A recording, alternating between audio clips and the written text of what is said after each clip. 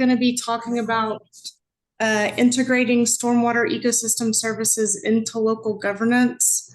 The method that I used for this was content analysis of municipal comprehensive plans and land development regulations within the Austin and San Antonio corridor. And sorry. Okay, there we go. So I'm defining the Austin and San Antonio corridor as these 8 counties here, but my research is really just focused on the cities of Austin, San Antonio, and San Marcos. And you can get a good idea of with the red color that's showing the current urban footprint in the corridor. And this corridor is becoming increasingly urbanized. So looking into the future, the population is going to continue to significantly grow and further drive urbanization and land development within the corridor. So these projections underlie the imperative that cities really need to start planning for this growth and its impacts now. And as we can see by the numbers down there, by 2060, the population is expected to double the 2020 population levels. So here's some visuals of the urbanization within this area over time. So since about 1975, the urbanization in the corridor has been increasing as illustrated by these maps. And as time continues to go on, the built environment is going to continue to expand. And one of the interesting aspects I thought about these images is really the visible change from 2000 to 2020. Kind of within some of these unincorporated areas outside of the major cities here. So that I'm not going to address that issue in this research, but that is something that I very much look forward to looking into some future research. So why are we talking about urbanization? So while it has many impacts, this presentation is going to focus on the hydrological impacts, specifically related to stormwater. And as we can see from this graphic, urbanization alters the natural hydrologic cycle. And there's a significant increase in runoff and decreases in both evapotranspiration and infiltration in urban areas. And this creates and contributes to increased flooding conditions and degraded water quality. Increased impervious surfaces are going to quickly concentrate stormwater volumes. And as the stormwater flows across the paved surfaces, it's going to pick up a lot of pollutants on those surfaces and transport them downstream. And that's going to degrade those water bodies. So a little bit about the physical environment of this area. It's important to note the similarity in hydrology within the corridor. So the map on the left shows the aquifers that are underneath the corridor. The most important one is obviously the Edwards Aquifer, which it underlies at least partially all of the cities that I'm looking into. And then the map on the right shows the presence of streams and rivers. So the corridor, as far as hydrology goes, is pretty similar throughout that area. Looking at the physical geography, the map on the left, the main element there is the Balcones Escarpment, and that runs right through the middle of the corridor. Several of the rivers in this area originate in the hill country to the northwest and then cut through the escarpment.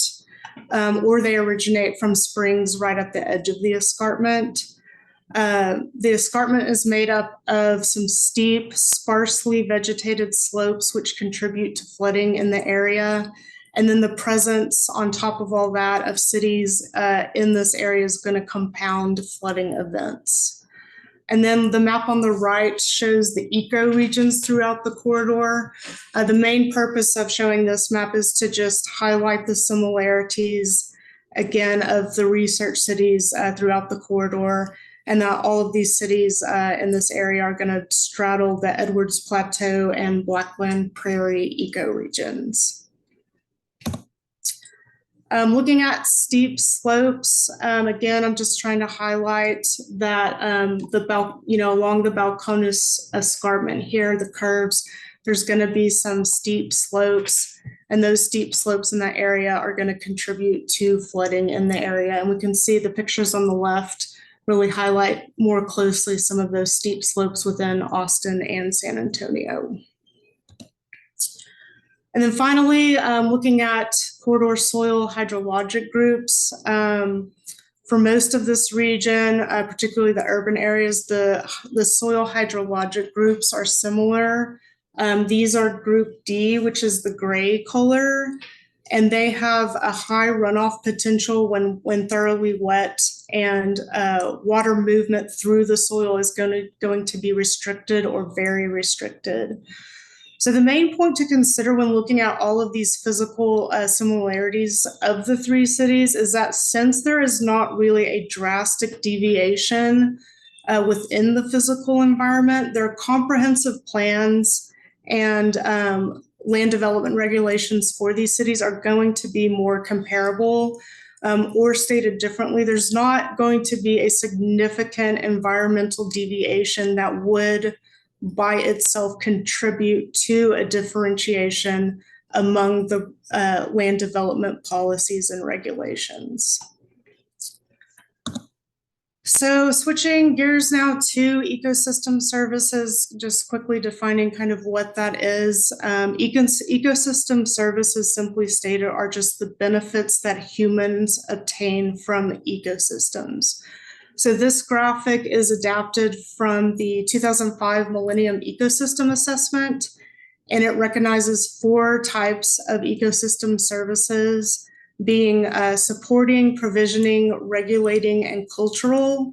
I will be focusing on the 2 of the regulating ecosystem services.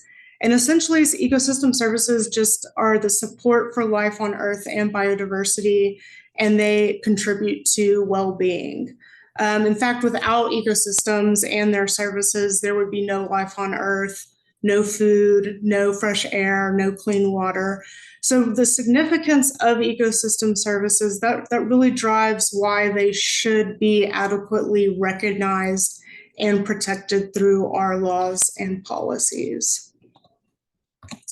So the 2 ecosystem services I'm going to look at are flood regulation and stormwater purification. So flood regulation is going to include flood prevention and flood mitigation through volume reduction and rate reduction.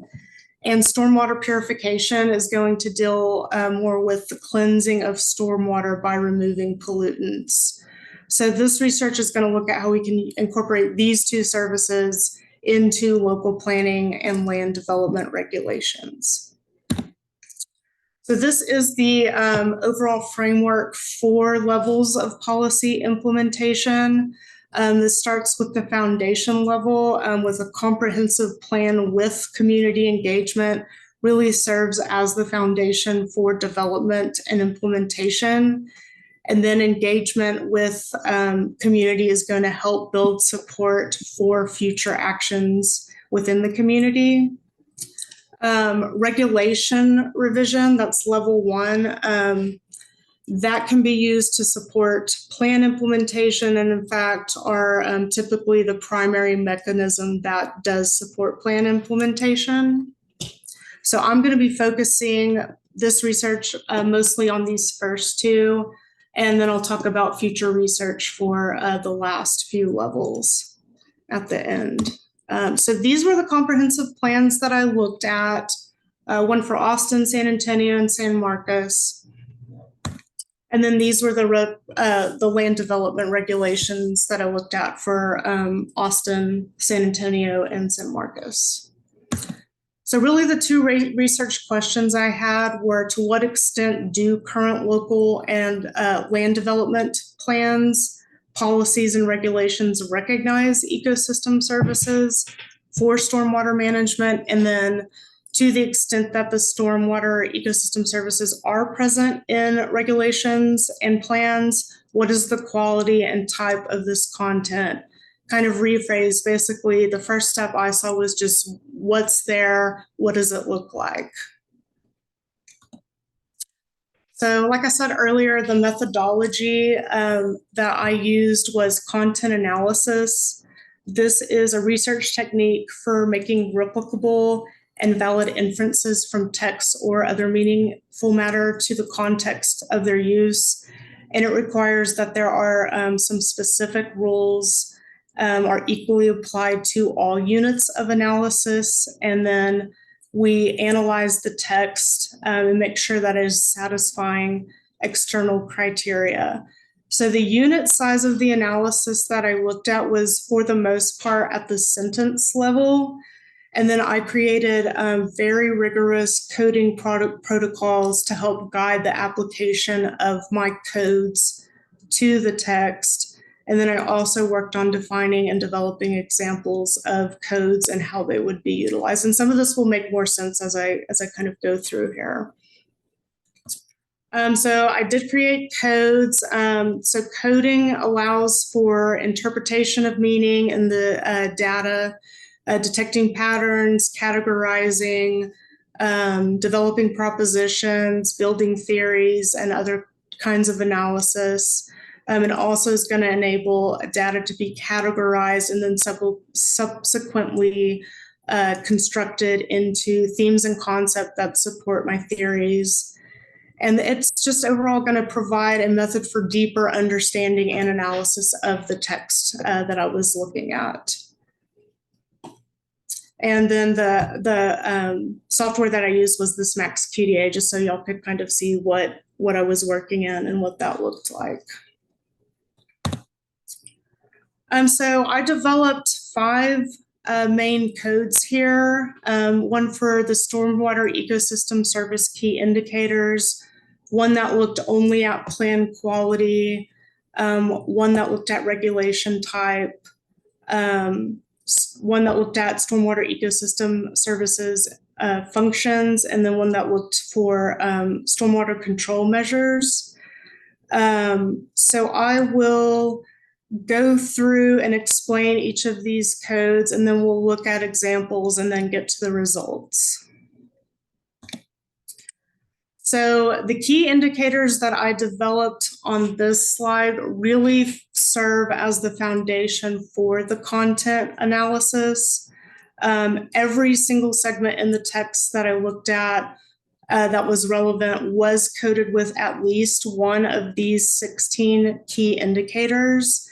If more than one key indicator was applicable, then the text segment was coded with as many of the key indicators that applied.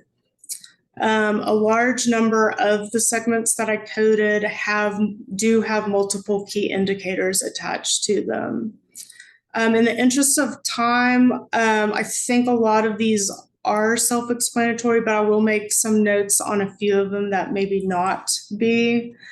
So under drainage and flooding, that one I used to really encompass general mentions of natural drainage patterns and kind of use that code as a catch-all for references about drainage and flooding.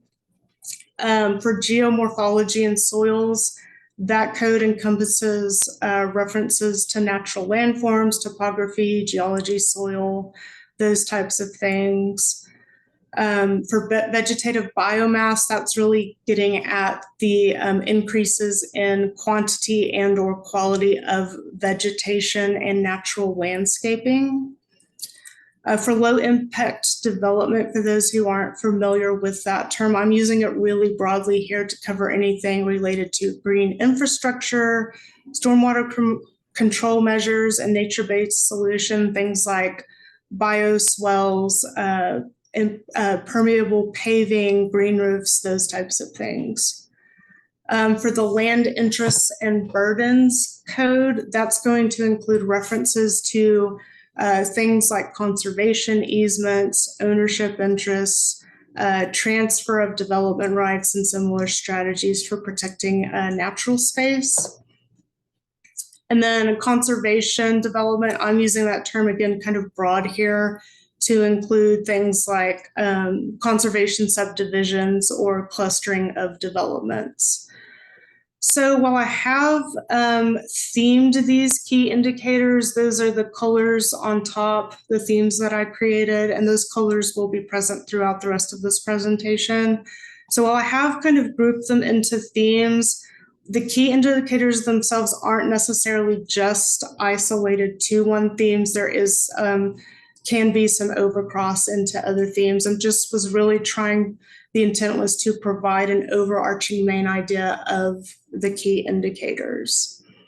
And then another thing to note about these key indicators is that since I'm orienting my research toward stormwater ecosystem services, we're really looking at provisions that pertain to support, planning, design, management of natural systems, and reliance on the natural systems to manage stormwater. Essentially just kind of letting the land, kind of leaving it alone, and let the natural systems do all the work for managing stormwater volumes and quality.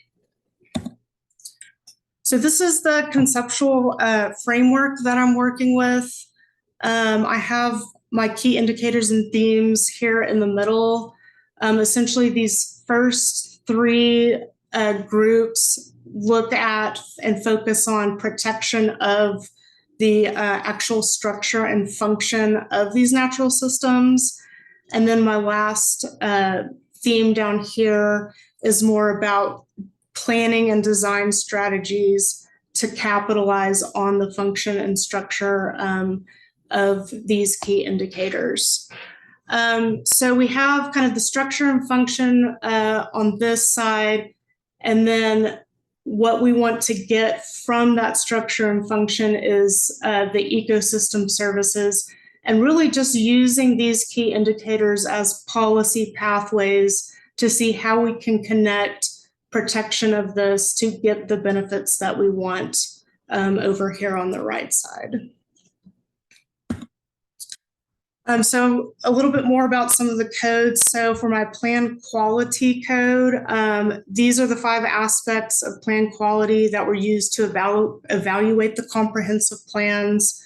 Each of them has an example of a snippet from the plan that would give y'all an idea about what I was coding exactly. So the goal of these codes is to assess whether the plan sufficiently supports stormwater ecosystem services and whether there are any gaps in plan content. So every coded segment in the plans was coded with only one of these, so they are mutually exclusive. Just a little bit about each of the codes. So fact-based is typically going to consist of background information that supports planning decision and indicates the level of knowledge transfer into practice. For example, previous plan implementation, description of existing land uses, current and historical flooding conditions, or trends in population growth. For the goals, those support the plan vision and establish objectives. They represent the long-term outcomes the city is seeking and can improve effectiveness of plans implementation. These ensure that goals and vision of the plan are actually carried out through stated actions. Some examples are provisions that tie actions to timetables, budgets, agencies, assigning of responsibility, and identifying potential funding sources. The monitoring code, that's going to allow for tracking of progress of plan implementation, and also can be used to assess effectiveness. This is things like benchmarks and targets within the plan. And then finally, the definitions code that can provide greater understanding and operation of plans. It can reduce ambiguity for technical terms and terms of art. So my codes for regulation types. So not all regulation types are going to be available or appropriate to support each stormwater ecosystem service key indicator. The goal of these codes is to get a better understanding of the different strategies and preferences used by each city to integrate stormwater ecosystem services. So similar to the plan codes, every coded segment was only coded once. So these, again, are mutually exclusive codes. And just a little bit about each one. So the prescriptive code states what the parties can and cannot do. This is typically the most common form of regulation. Code definitions provide provisions that describe technical terms or terms of art. Oversight and approval code includes provisions that require oversight by an individual, board, commission, or professional. Things like review by a landscape architect, by a city arborist, an engineer, or some other entity. The informational code, that includes provisions that include non-mandatory information such as background statements, statements of purpose or intent.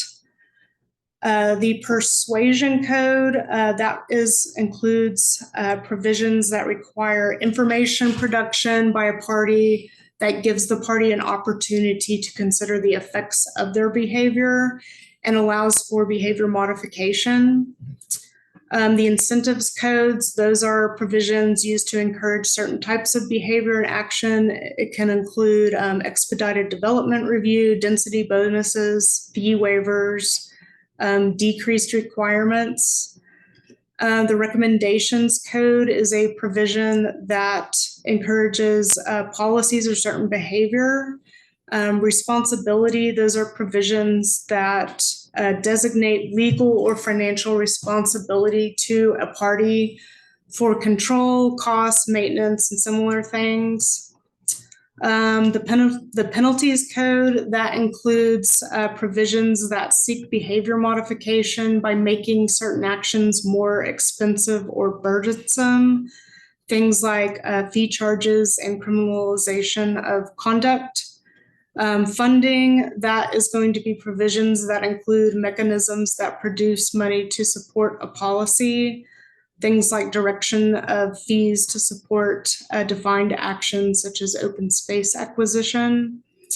And finally, property rights. These are going to be provisions that define the interests of the owner and property, create a system for those rights, and establish a means for divesting interests.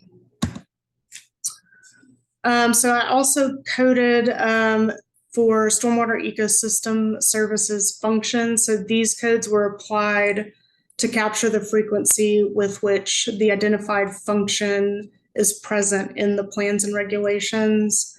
So I identified 4 functions that support flood regulation. Those are storage, conveyance, infiltration, and evapotranspiration. And then I identified 3 functions that supported stormwater purification, and that was filtration, bioremediation, and sedimentation and settling. So bioremediation I'm using very broadly to include functions of both vegetation and soils to help clean the water. And this chart helps kind of visualize the tie of the key indicators on the left hand side with the ecosystem functions in the middle of the graph, and then with the 2 stormwater ecosystem services on the right side that are the main focus of the research. So this chart was created based on the literature review I conducted that helped kind of link those items together. So this helps to draw more support for the basis of the key indicators that I identified and that I'm using to support stormwater ecosystem services integration into plans and development regulations. And just for a visual, this is the literature review that it was the basis of that last visualization. And then lastly, the last code I did was for stormwater control measures. So these are the measures that I identified and coded in the plans and regulations to help determine the frequency of their presence. The treatment train one down here in the bottom right, that is just a combination and sequencing of 2 or more of the other stormwater control measures here. So this table just represents, again, the literature review that supports tying my stormwater control measures to the identified functions, and then to further analyze connections between typical stormwater control practices that are mostly nature-based for stormwater management. And just to provide some examples of the coding and how I code and what that looked like. This one, like, so for example, this one in the middle here, this is from the San Antonio Comprehensive Plan. It's an action item. So it says requires new or renovated city facilities to incorporate low impact development. So I coded that as an implementation item for low impact development. And then for a few examples of the land development regulations, this first regulation dealt with conservation subdivision in the form of lot clustering. So again, like this first part, lot clustering is a conditional use that requires land use commission approval before a final plat may be approved. So that got coded as conservation development and oversight and approval. So just to give a few examples so y'all could see kind of the process that I did. So looking now at results and discussion. So these are going to be high-level overview of the planning and regulatory trends that I found within my cities. I had so much data, it's hard to get too detailed into it. So that will make sense as I go through some of these results. So first, just understanding the overall context of the plans and regulations and what is being coded. So for all of these analyzed texts, we're really talking about less than 5% of the entire text that was relevant to stormwater ecosystem services. And in most cases, particularly in the plans, we're really just talking about like 1, 2, 3% here. So the numbers in the subsequent slides that we're going to see, those are just talking about these small green slices that represent the relevant code.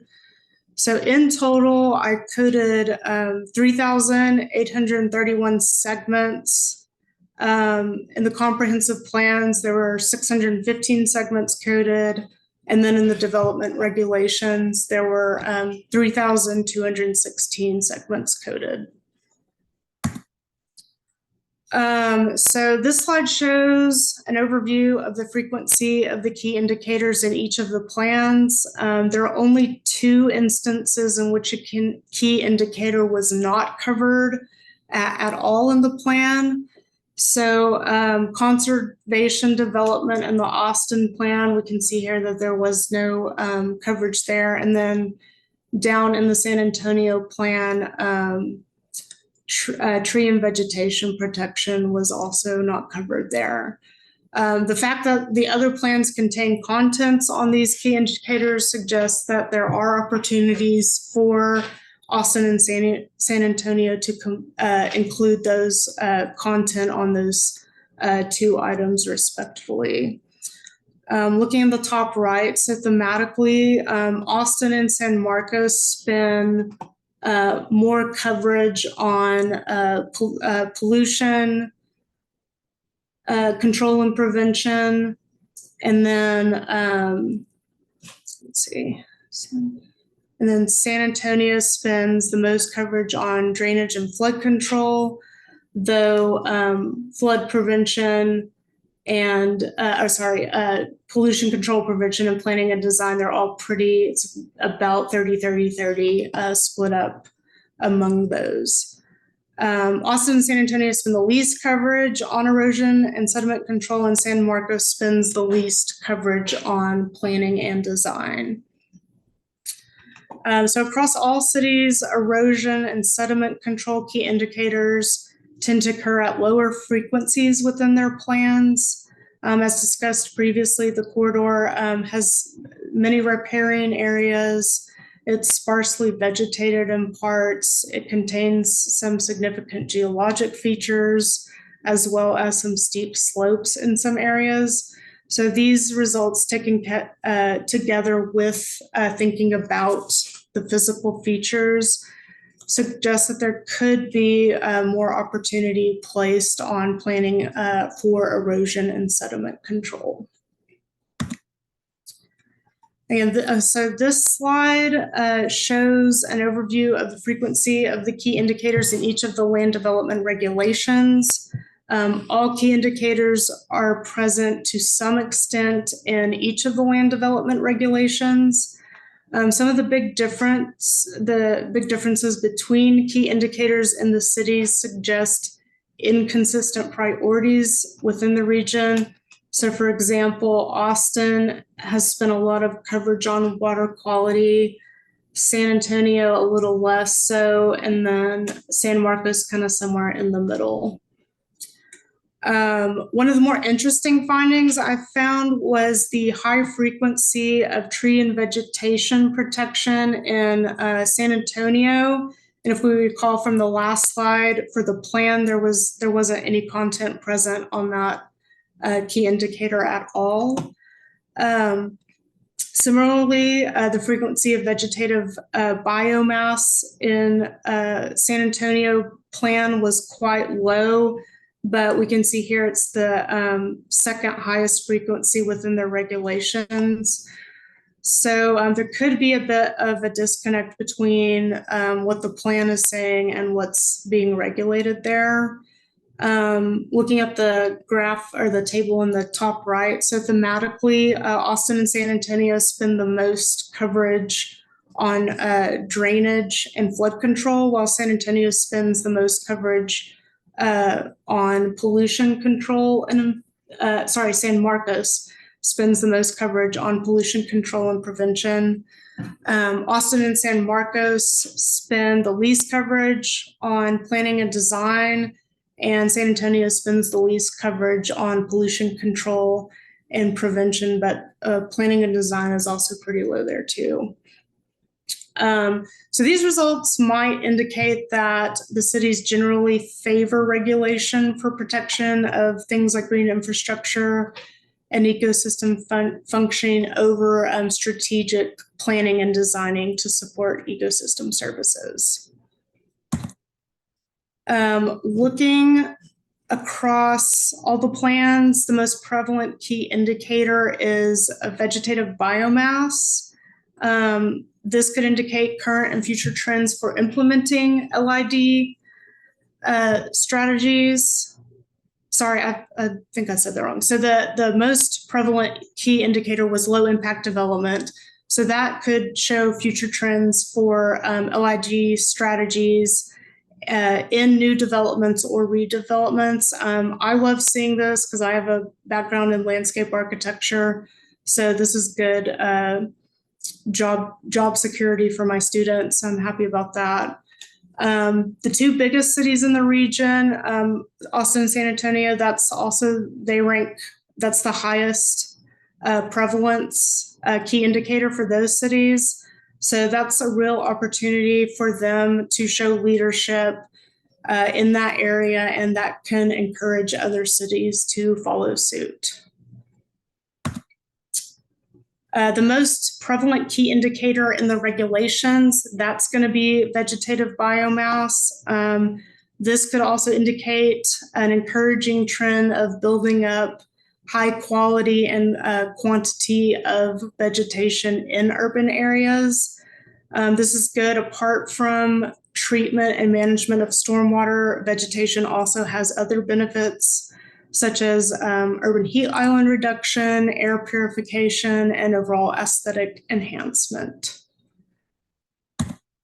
Some of the least prevalent key indicators that I found in the plans, conservation development was the least one. This indicates a gap here for the need to include more conservation development into the plans. This could also indicate a wider failure to get this type of land design promoted within communities, or it can also indicate a need to educate the public about conservation development. And for the regulations, the least prevalent key indicator I found was aquifer protection. I know probably some people on the webinar are gasping a little bit. I don't think that, based on my results, that that aquifer protection is necessary, though low on the priority list as my results suggest. And I think that for a few reasons. First of all, the Edwards Aquifer is heavily regulated outside of these local rules. Secondly, if you look at the key indicators that I developed, I have split out recharge zone protection from aquifer protection. So that might account for the low prevalence of aquifer protection. And because I split those apart, my definition of aquifer protection really ended up being quite narrow. So that's something that I think is the result is maybe not quite connected with the reality of the situation.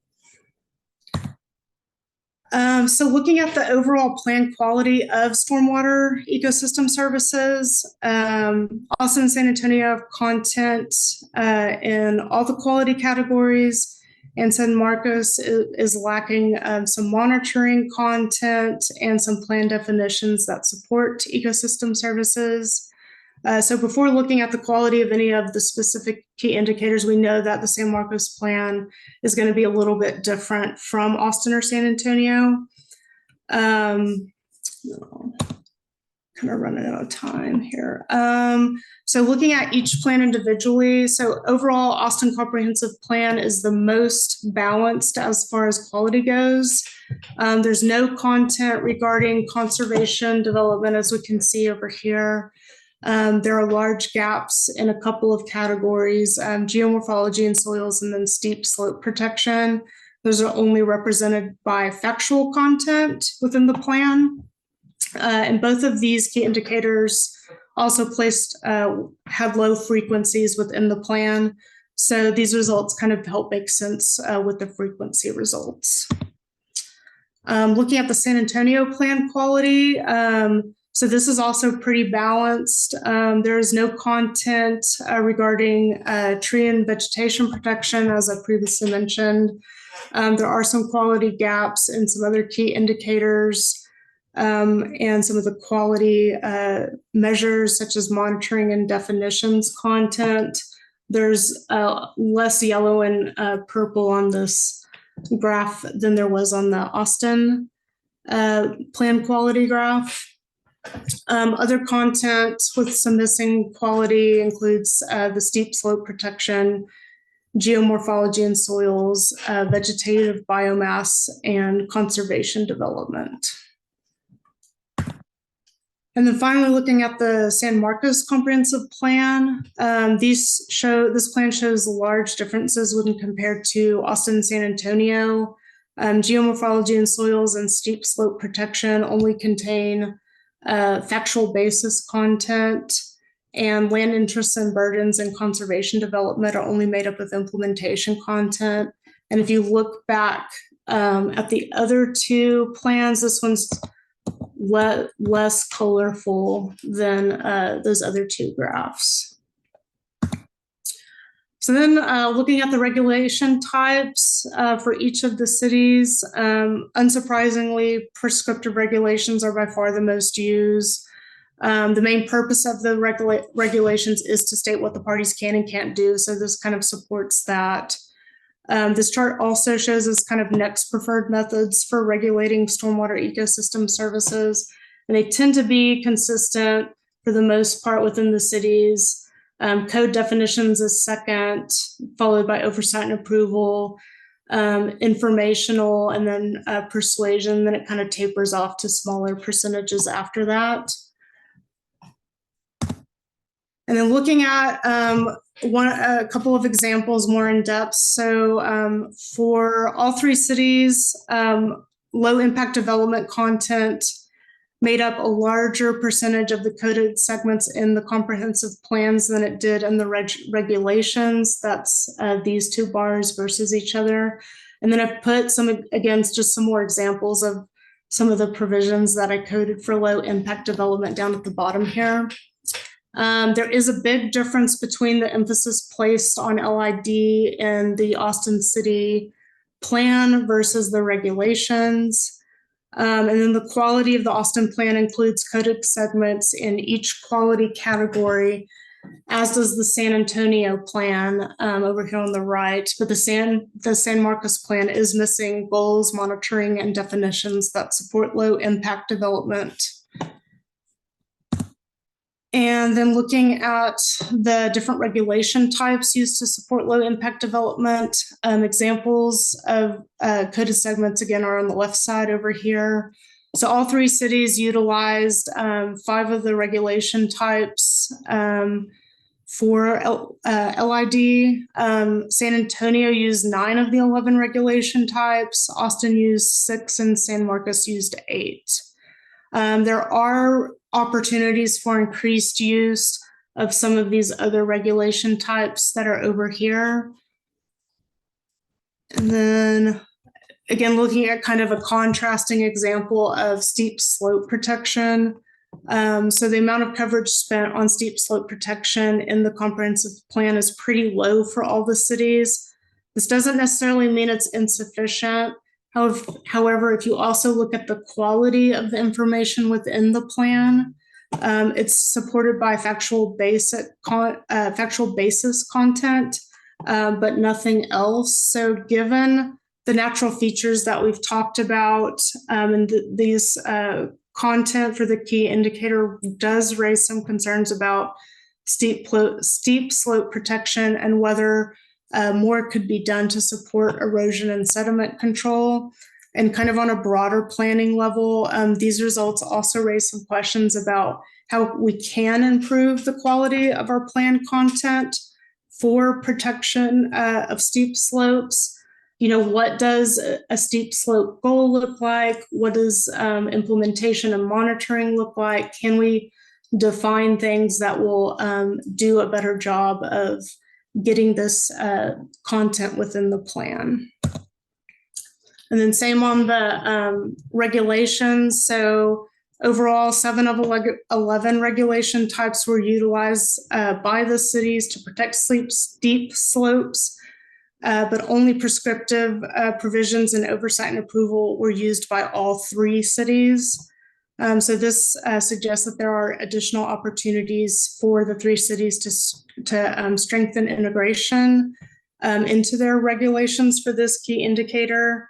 There's a lot of empty space down here, but same with the previous slide, there could be broader issues here of whether some of these tail-end regulation types are appropriate for implementing steep slope protections, or what some of these might even look like. Looking at ecosystem function presence. So the functions are discussed in all of the plans and regulations, but not every function is mentioned. And there's a significantly higher frequency of functions in the regulations than in the plans. I know I'm kind of running out of time, so I'll kind of go quickly through some of this. I also looked at stormwater control measure presence. So there are 10 stormwater control measures plus a treatment train. Stormwater control measures are discussed in the Austin and San Antonio plans, but not in the San Marcos plan. And not every stormwater control measure is mentioned in the plans.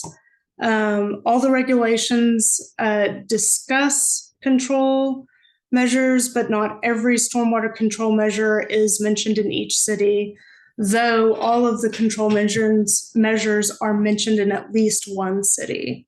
And overall, there is a higher frequency of stormwater control measures in the regulations than in the plans. So some future research. So more research is needed on additional levels of implementation. Like I said, I kind of only focused on the foundation level and the regulation level. So there's more room for research on capital investment, organizational alignment, and partnerships. There's also, I think, a need for more research for on-the-ground policies. I pretty much just stuck to what's on the books. We can look at things like how often are these provisions being utilized and what is the actual level of effectiveness of the policies.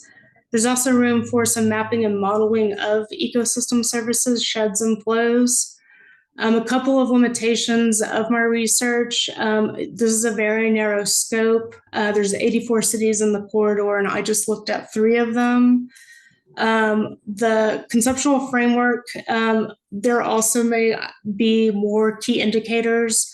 I went with the ones I developed, but there could be others in additional to that that I may have missed or didn't think of. Some conclusions. So the results show that stormwater ecosystem services are being recognized in land planning and development regulations. The quality of the plan is going to differ among each of the plans and each of the key indicators. How each city is regulating ecosystem services is going to vary depending on the key indicator. Comparing the plans and regulations with all the codes reveals some opportunities and challenges for incorporating ecosystem services. And this research and the results can be used to advocate for nature-based stormwater management as well as for educating the public. And then finally, the conceptual framework is flexible. And I think this also could be applied to other locations and be used to consider some different ecosystem services. So with that, I will take questions. And thanks everybody for listening. I appreciate that. Yeah, thanks, Danielle, for that presentation. I appreciate it. Currently, I have 2 questions for you whenever you are ready. The first question I have is related to aquifer protection rules, and it states what aquifer protection rules would be different from recharge zone ones. And there's also a comment mentioned saying groundwater is regulated by the state, so cities have very little jurisdictional ability there. Right. Yeah. And I think that that especially that second point kind of helps explain the results that I got with. There was a lot of regulation of the recharge zone and not so much of the aquifer protection. What happened was when I started, the way I developed the key indicators was a very iterative process. So I actually had those 2 concepts kind of together at one time, but I kept seeing that the recharge zone was specifically mentioned. So early in the process, I decided to split those 2 apart. In hindsight, they probably could have just stayed together. But I think those questions really hit on some of my own observations as well of one was in there a lot, one wasn't, but that's just kind of the way it ended up happening. So I hope that answers that question. Yeah, thank you so much. I appreciate that. One other question I have, and actually the question I was wanting to ask, have your results been presented to cities? And if so, what has their response been? So I know that Professor Harberger sent these to San Antonio. I got some positive feedback on that, but that's, yeah, I mean, that's kind of it. I haven't sent it to Austin or San Marcos, so. Okay, well, thank you for that. I appreciate it. Sure. That's all the questions I on the chat right now. If anyone else has any questions, feel free to raise your hand now. Wait, one just came in. Let's see. Yeah, and if anybody wants to email me later, I'm happy to take questions. I'm also happy to provide my slides, or if you want the whole paper, it's 200 pages, but I Yeah, can so display that I had too. someone mentioned, is your article published? If so, where can we find it? Yeah, so I'm working on getting it published, trying to compress it. Like I just mentioned, it's 200 pages right now. Academic journals don't take papers that long.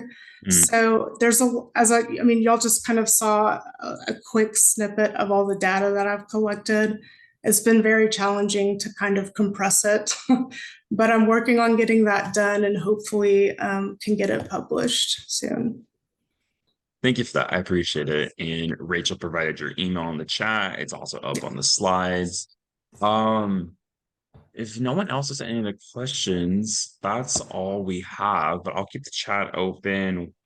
We end at 4:30, but we're a little ahead of schedule. If no one else has any questions, um, I want to thank. Oh, Annalise, did you have a question? I just had a comment, and I wanted to thank Danielle. I think for the regional flood planning groups, all of them had mentioned that we need better local ordinances to deal with flooding and stuff. So I think this research is going to be super helpful. So very appreciate what you've done here. Yeah, and I thank will you. be sharing it with our Guadalupe Regional Flood Planning Group. Oh, thank you. Yeah, I appreciate that. And I mean, another issue that I didn't really go into was some of the recent state legislation that was passed that really limits local authority on several things. That might be, challenging on several fronts for some of this, but Well, thanks. Two more things. Individual asked, will this recording be available later? Yes, it will. We'll be working this afternoon and going into tomorrow to get it up on our YouTube page. Greater Ever Aquifer Alliance will also be posting it to our Water Walk series page, so look for the recording there. One more question I have is regarding the back to aquifer recharge zone protection. Would you recommend a division of water quality versus water quantity protection? That's an interesting question. I would they can be very linked together, so I'm not sure what that would look like, splitting them apart. So I guess for now, without giving it more thought, maybe I guess I would need a little more context on kind of what that would look like or entail. Okay. Well, that question was by George Venny. George, if you want to send Danielle an email to get more clarification on that and y'all can bounce back ideas, that'd be great. He says extraction versus pollution. Extraction versus.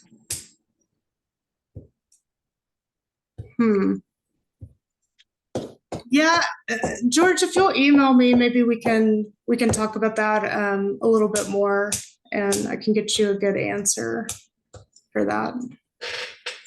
Awesome. Thanks, Danielle. I appreciate that. So just a reminder, we are doing this lecture series every fourth Wednesday of the month. So our next one will be on Wednesday, April 24th at 3:30 p.m. We will have the login information ready to go up on our website starting tomorrow, and we'll pass it along to our sign-up sheet list and just be posting it on our socials, our weekly newsletter blast. So keep your eye out for the upcoming registration link for our lecture 4 of this GEAA Water Wonks series. So with that, I believe that's all the time we have for Q&A. I want to thank everyone for joining us this afternoon. Thank you, Danielle, for a great presentation.